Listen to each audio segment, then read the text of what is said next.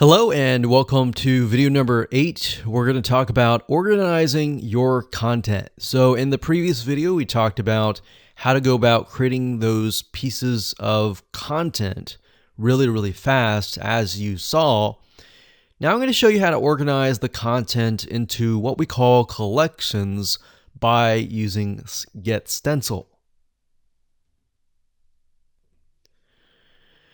Okay, so what I like about Get Stencil is it allows you to organize all of your content that you've created into what we call collections. And you can think of that as sort of like a folder. So what you need to do is simply go to the Saved Images section.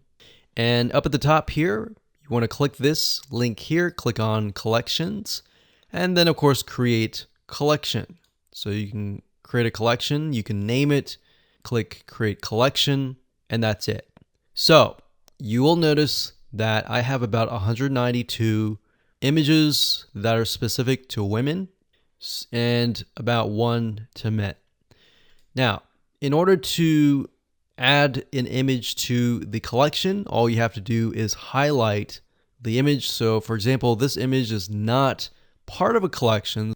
So all we have to do is simply click this here, and then click collection, and then add that to that collection. So in this case, we'll select this, and it adds it straight away to this section.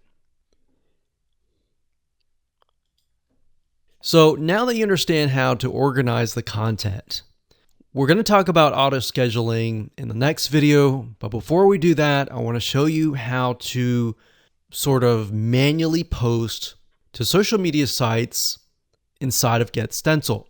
So what you can do is you can go to your account here.